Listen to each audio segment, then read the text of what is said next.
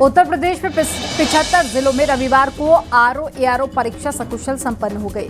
कड़ी सुरक्षा और पारदर्शिता के साथ में हुई इस परीक्षा में आधे से ज्यादा अभ्यर्थियों ने परीक्षा छोड़ दी। पेपर लीक की पिछली घटना के बाद इस बार प्रशासन ने तैयारी में कोई कोर कसर नहीं छोड़ी। परीक्षा के बाद अभ्यर्थी क्या बोले, आइए इस रिपोर्ट के जरिए आपको दिखाते हैं।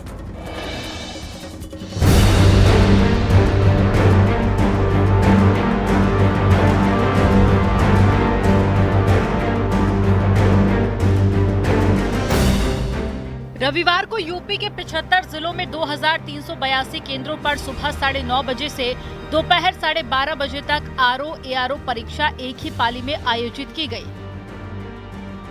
10,76,000 पंजीकृत अभ्यर्थियों में से केवल 4,54,000 यानी कि 42% अभ्यर्थी परीक्षा में शामिल हुए, जबकि 6,24,000 ने परीक्षा छोड़ दी। सुबह 8 बजे से लेकर 8:45 तक अभ्यर्थियों को प्रवेश दिया गया।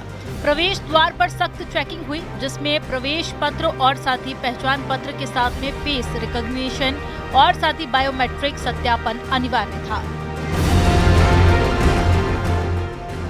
बीते साल 11 फरवरी 2024 को पेपर लीक के कारण रद्द हुई आरओ-एआरओ परीक्षा के बाद में इस बार प्रशासन ने कड़े इंतजाम किए। सभी केंद्रों पर सीसीटीवी कैमरे की निगरानी में परीक्षा हुई। किसी भी गड़बड़ी को रोकने के लिए जिला मजिस्ट्रेटों को नोडल अधिकारी बनाया गया, जो व्यवस्थाओं पर नजर रख रहे थे। तलाशी के बाद ही अभ्यर्थियों को केंद्र में प्रवेश मिला। अभ्यर्थी भी प्रशासन के इंतजामों की तारीफ करते दिखे।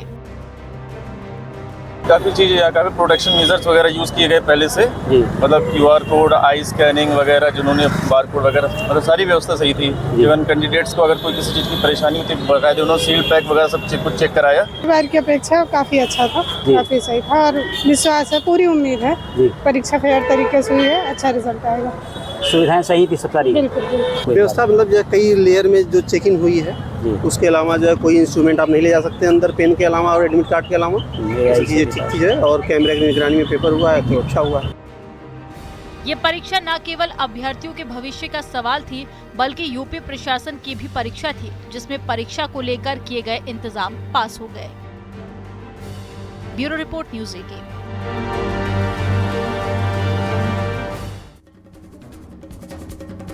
प्रधानमंत्री नरेंद्र मोदी के तमिलनाडु दौरे का आज दूसरा दिन था। चोल साम्राज्य के महान शासक राजेंद्र चोल प्रथम की जयंती के मौके पर पीएम मोदी तमिलनाडु के अरियालूर जिले के गंगईकोंडा चोलपुरम पहुंचे, जहां चोल वंश की समृद्ध विरासत को श्रद्धांजलि अर्पित की। आपको बता दें कि राजा राजेंद्र चोल प्रथम की जयंती पर दक्षिण पूर्व एशिया में उनके ऐतिहासिक समुद्री अभियान के 1000 साल पूरे होने पर आदि तिरुवथिरई उत्सव मनाया जा रहा है। 11वीं सदी में राजेंद्र चोल द्वारा निर्मित शिव मंदिर में पीएम मोदी ने तमिल परिधान, वेष्टी और अंगवस्त्र पहनकर पूजा अर्चना की और फिर मंदिर का भ्रमण किया। यह शिव मंदिर चोल वंश की स्थापत्य कला और सैन्य शक्ति का प्रतीक है। यह मंदिर यूनेस्को विश्व धरोहर स्थल ग्रेट लिविंग चोल मंदिरों का हिस्सा है।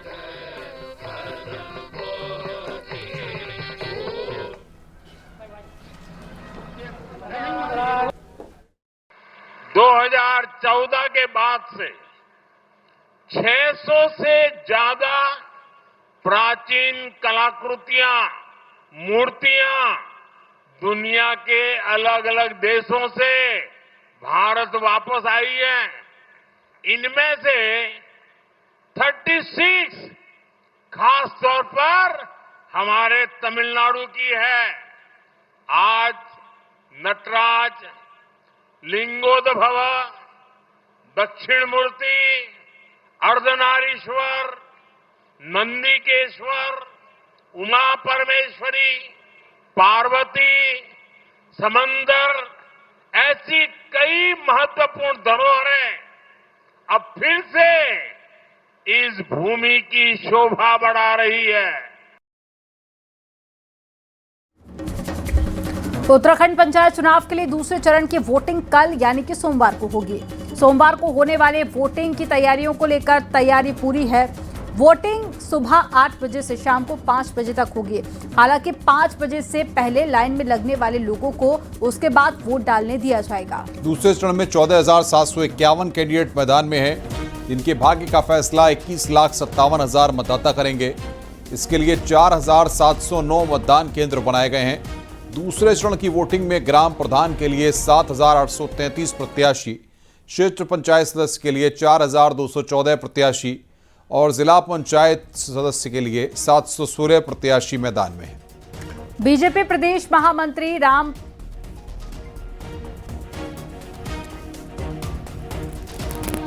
तो ये तस्वीरें आपको दिखा रहे हैं, जहां वोटिंग होनी है वहां पर तैयारियां पूरी कर ली गई हैं। सुबह 8 बजे से लेकर शाम को 5 बजे तक वोट कास्ट कर सकेंगे, लेकिन जो लोग लाइन में 5 बजे से पहले लगे होंगे उनको 5 बजे के बाद तक वोट करने दिया जाएगा।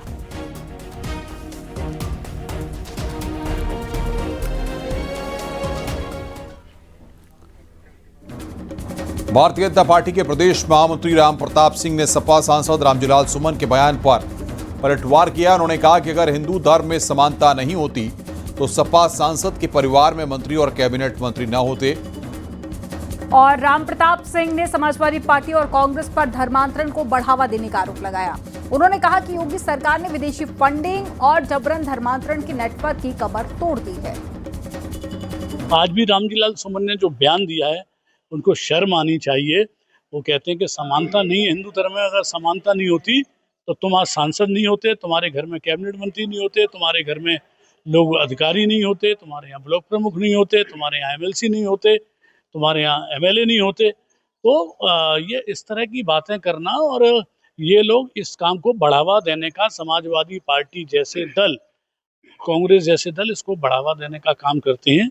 और ये योगी आदित्यनाथ जी की सरकार है, किसी भी रूप में इस तरह से जबरन धर्मांतरण कराने का जो काम हो रहा है, विदेशी से जो फंडिंग हो रही है, उस सब की कमर तोड़ने का काम किया है। और आगे भी मुझे लगता है कि अभियान जारी रहेगा। बलिया में परिवहन मंत्री दयाशंकर सिंह ने गंगा से हो रहे कटान का ट्रैक्टर से निरीक्षण किया।